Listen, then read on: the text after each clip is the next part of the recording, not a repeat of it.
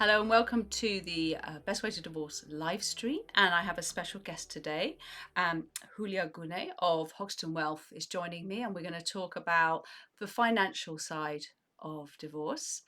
One of the great things to know about Hulya is she's part of the Amicable Divorce Network, which I'm very happy to be an ambassador for in the UK. It's an international network, and it's one of the things that's very special about it is that everybody in this network is genuinely committed to stay out of court divorce, to keep you out of court. And if you're not dedicated to that or trying hard enough, then you're not allowed to be in the network. So it's unique, and there's nothing else like it in the world. So welcome, Hulya. And I just wanted to start by asking you, why did you, first of all, it's great to have a woman working in world of finance, because I think particularly with divorce, quite often women especially if their husbands dealt with all the finances, they can feel intimidated by working with a male financial planner, and it's great for them to have that choice of having a woman who can do the same job for them. The other thing that I find is that what I wanted to say thank you for is you were very kindly with Hoxton Wealth sponsored the delicious meetup that we had of the Amicable Divorce Network UK in London the other week, which was really enjoyable. It was wonderful to have. It was really exciting to see, wasn't it, new potential members coming along, lawyers, solicitors who wanted to find out more about what we're up to. So I guess my first question is, what got you involved in working in finance, and why do you think that helps us keep things peaceful? Thank you, Susie. Thanks for the lovely introduction. And it was lovely to see you, yes, at our event in London. And I'm really looking forward to having more of these events so that we know each other and hopefully help the families and individuals who's going through divorce process in a more collaborative way. So, in terms of working in finance, pretty much I started straight after I finished university. So I studied maths. I'm very much of a numbers person, as you can imagine, but I also like to work with people. So most of my roles since I started working in finance, it was mainly in banking, but client facing roles. So I guess finance for me is the best of both worlds, where I can follow up and understand the financial markets and products, but also can help individuals and able to touch their lives in one way or another. Sometimes it's in good times when they're having a baby and when their children are leaving home or when they're retiring in the circumstances that they want to retire. But sometimes it's really difficult times, such as divorce or bereavement and grieving. But this is also important to be able to support my clients when going through tough times as much as when they're going through good times. So, in terms of how I fell into divorce financial planning is after my own very unamicable, as I mentioned at the evening, divorce. I realized there's very little financial advice, even though I was working in finance for many years, but there was very little financial advice or financial conversation even when I was going through my divorce. And it took quite some time. And that made me realize, like, if I am in this situation, how about other women, as you mentioned? Like, usually one party takes care of the finances in relationships. And unfortunately, that still happens to be man in some of the marriages and relationships. So I thought there's definitely a need for a financial expert to be involved in divorce. So yeah, since then I haven't looked back. And what do you find? Because I think a lot of people are quite surprised when I say in my divorce strategy sessions, no, before you sit down with a lawyer to talk about the financial split. You need to talk to an actual financial expert. And some people go, "Oh, but doesn't the mediator do that?" I go, "No." Well, they can help you cut a deal, but the more that you go into that mediation already laid out with some options, the shorter the mediation's going to be, and the easier the mediator's job as well, because they're not helping you. You've already thought it through, and particularly if you're dealing with someone where it's perhaps there's a level of conflict, you want to be able to present to them a couple of good options, and that really moves things along. And it's very much part of my own strategy to get things moving. So as a financial planner, what I found in the early days was that lawyers tend to bring you in right at the end to split the pensions and do investments, and that's all great. We'll talk a little bit about that later.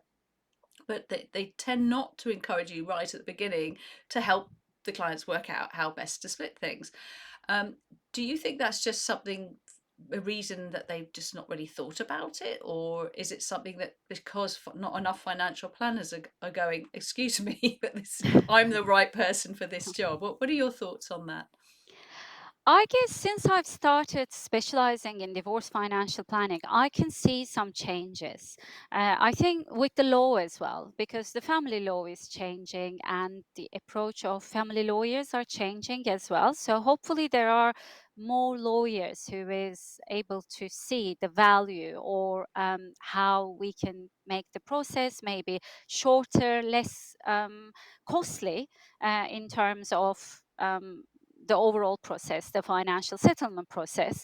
I can definitely see progress in the right direction. But as I mentioned, even in my divorce, I remember actually my lawyer calling the pension provider and charging me for it actually.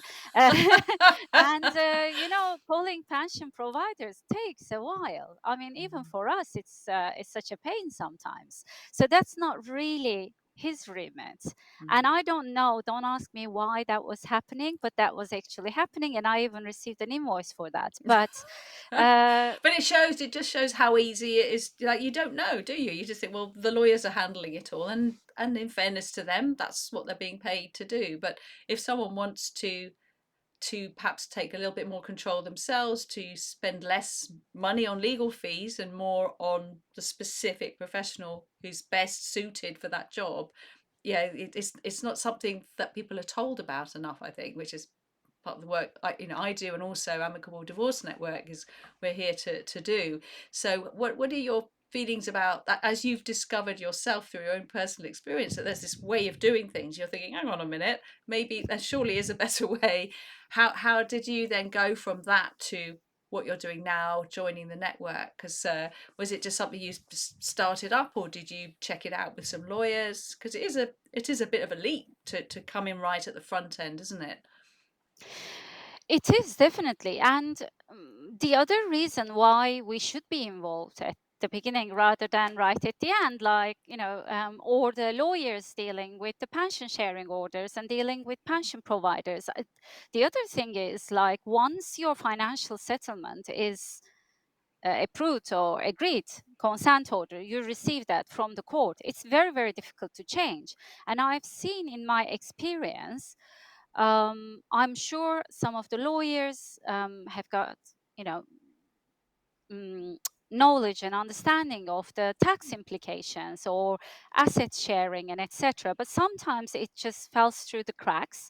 One of my clients, for example, ended up with a large capital gains tax bill, and I think she's spoken to a tax advisor. I'm not really Mm. sure, but definitely a lawyer was drafting these documents. There was a case involving some transfer assets, as it happens in the financial settlement.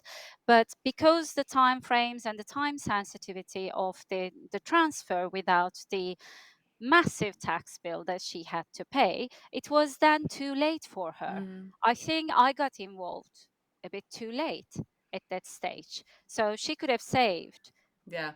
hundreds of So thousands of pounds. yeah, that's why I say one of the other reasons to get a financial expert like yourself involved early is to make sure that no one's paying more tax than they need to, because it is easy for the, as you things to fall through the cracks. And the same with the mediators. So no, it's how the clients expect them to kind of know all this stuff, and yet they don't necessarily. So yeah, it's teamwork, isn't it? It's a collaborative process.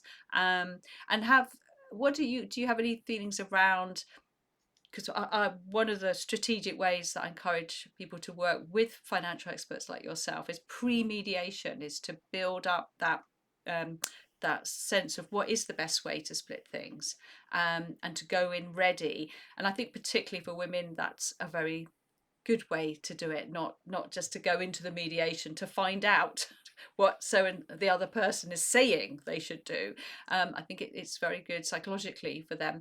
How have you had many clients yet who've gone into mediation? Is that an area that you're keen to do more of? Tell me a little bit more about that. Yeah, sure. I have few clients actually I'm working on in terms of getting them ready for the mediation process because again, financial control and financial abuse can be very, very subtle.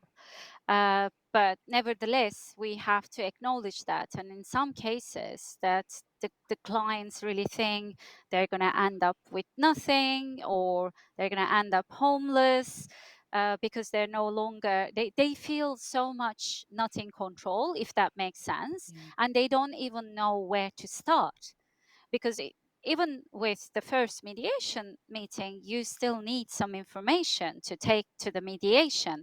And you should also have some sort of understanding. What is it that you're aiming to get out of that mediation meeting? Or what is it that you're aiming to get out of the financial settlement?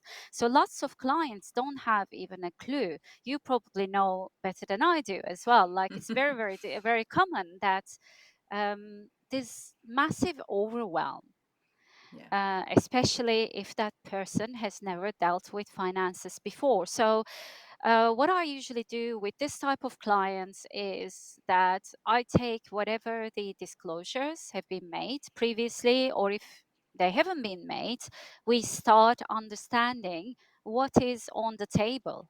What is on the table to, obviously cut the one cloth into two. So, what have we got? So, firstly, to understand. And also, I think this is really important to understand the real value of the assets. Um, because you can have a look at the pension and the property and say, okay, I'll take the pensions, you take the property, but it's not as straightforward Yeah. as that. So it's about also having a plan for your financial settlement, but also having a plan after the financial settlement because, life carries on, life And goes on. yeah, and I think you've really hit on something really important there, because that's again one of the things I always stress with people. It's not just about how you split the pie. It's what about 3 years time, 6 years time, 20 years time. Now is a chance to look forwards, and you can make, you can start to plan your life, because I'm sure that you don't just want to know what they want from the split. You want to know what they for the rest of their life, because you look after people forever, basically, don't you? When you Yeah. have a client, that right to when they're going to retire. Um, and do you think it's helpful for people when they're at the early stages in the process that you take them through, although their mind is totally on how do I just get through this divorce and know where I am, but to also encourage them to think about, yeah, when do you want to retire, or how, where do you want to be, and make some plans for themselves, because that presumably could impact the way they then split the finances.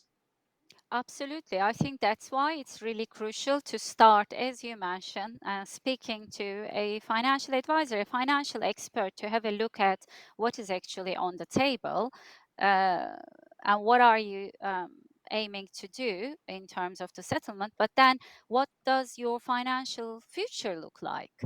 I think there is a lot of unknowns when you're going through divorce, Mm. and that is scary.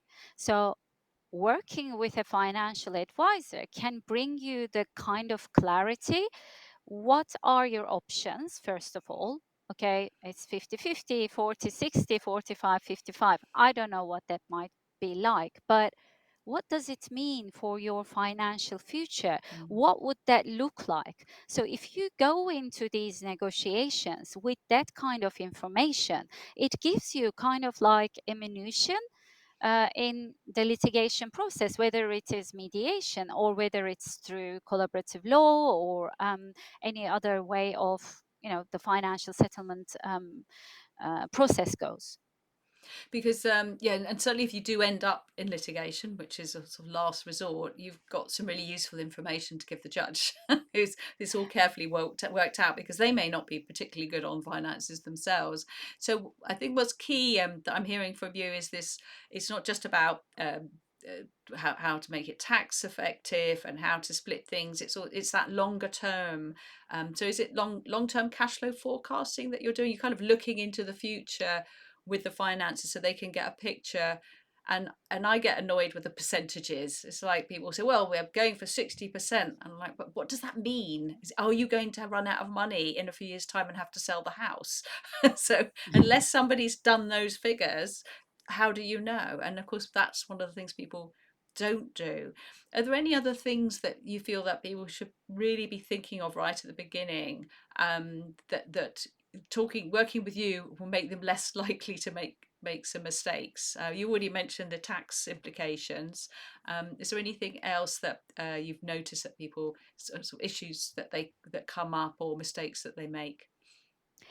So I think a few things like the unreasonable expectations when it comes to financial settlement process. I do see that in some of my clients, and that kind of like drags the process. For example, he's cheated on me, she's cheated on me, so I'm going to get the house, and I'm going to get everything because I've got little children. I'm going to remain in the house, and he's going to be out on the street. So that kind of unreasonable expectations delays the process. I'm sure you also see that, and sometimes it comes through the other professionals. Like my lawyer asked me to ask this sum in the court, but has he got that sum? Not really. So what's the Yeah, point of going to the court with exactly.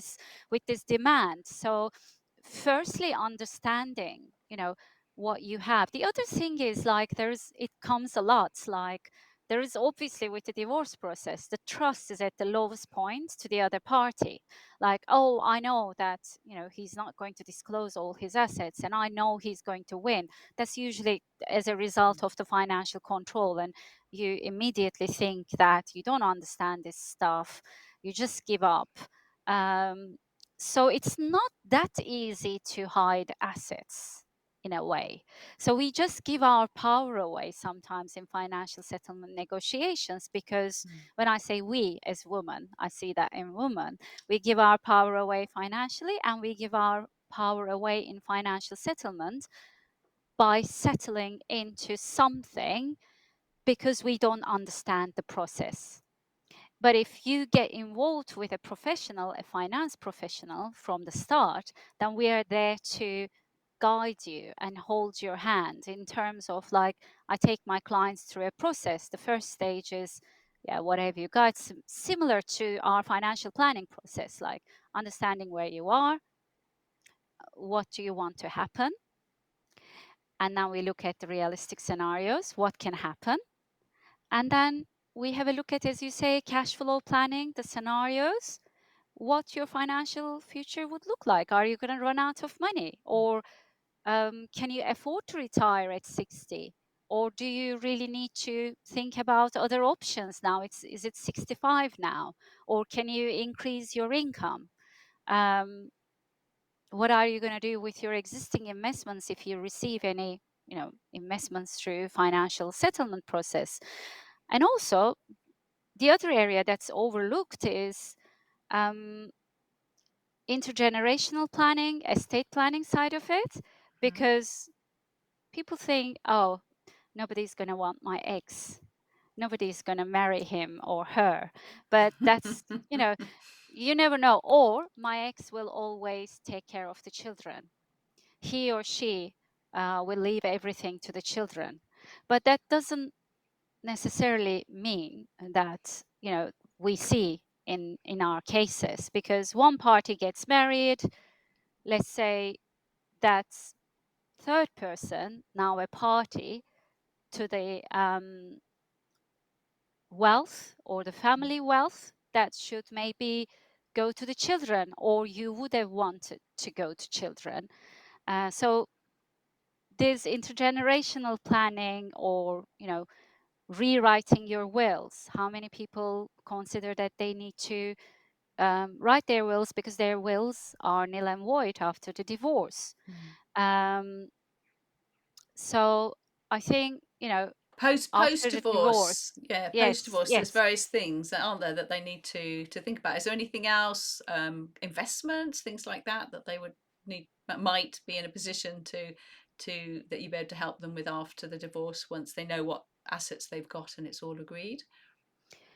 Yeah, after post divorce, there is, obviously, we do come across, pension sharing orders. If there is a pension sharing order, if one doesn't have any pension accounts and never dealt with pensions, then we can help them to set up a pension account and transfer these pension sharing order, and then arrange the investments. Obviously, this is all with our conversations with the clients.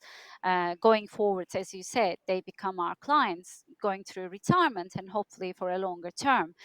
Um, Investments, yes, we can give investment advice. We can also give tax planning advice because, again, talking about intergenerational planning, the inheritance tax is an issue. Is an issue in this country, Mm. especially for even for married people. It's an issue because it's the threshold is 1 million.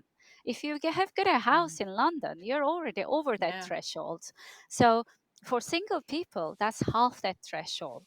So we also help with tax planning.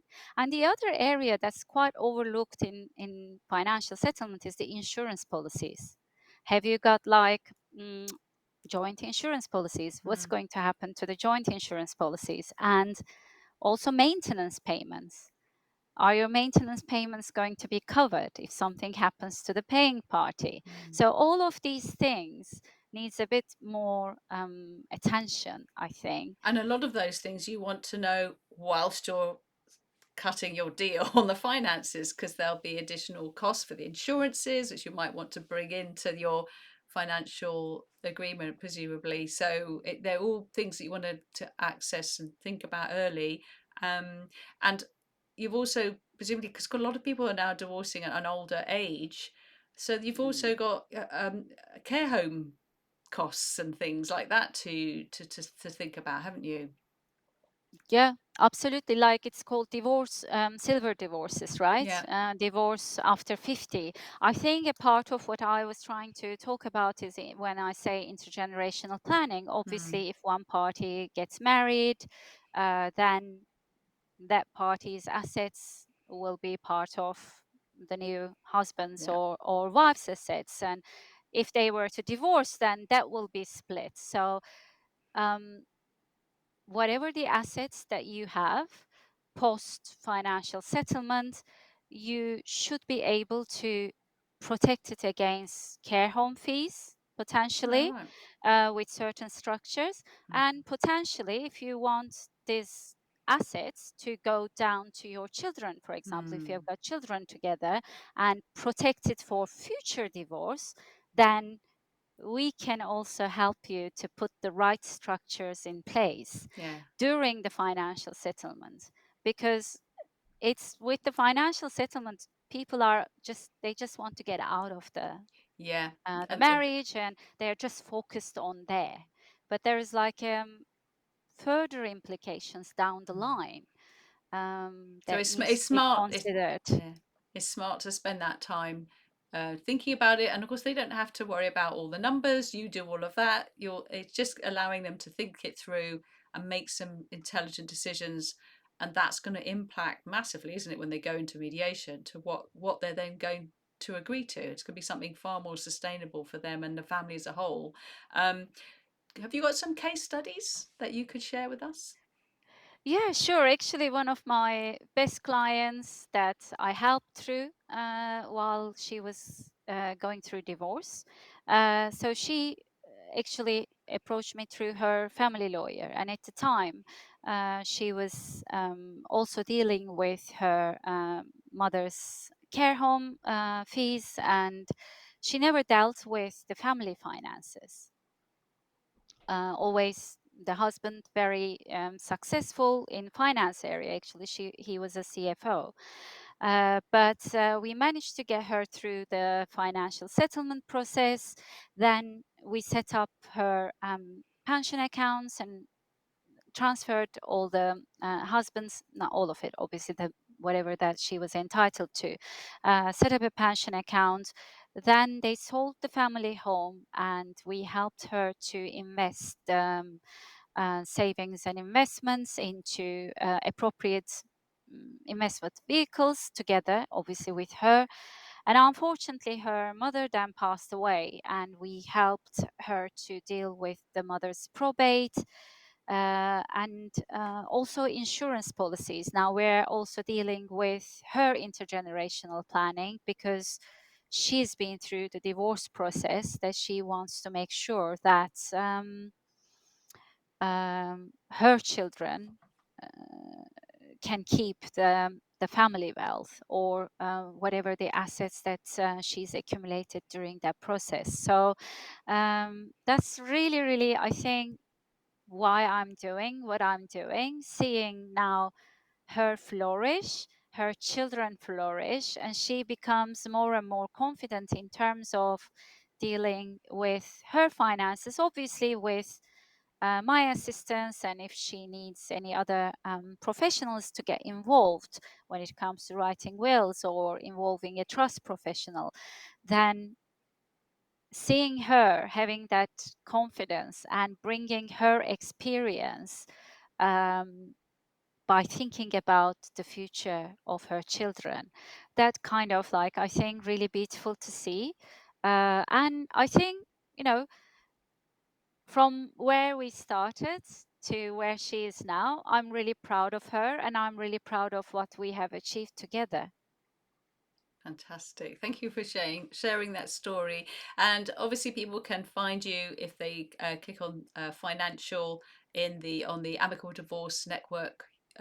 .co.uk, but I'm going to be sending you links to all the different places this goes out, and then you'll be able to go and put your details in there for anyone to find you and come and speak to you directly. Thank you, Susie. It's been a pleasure. Lovely to speak to you. Thank Thank you. thank you so much. Bye bye now.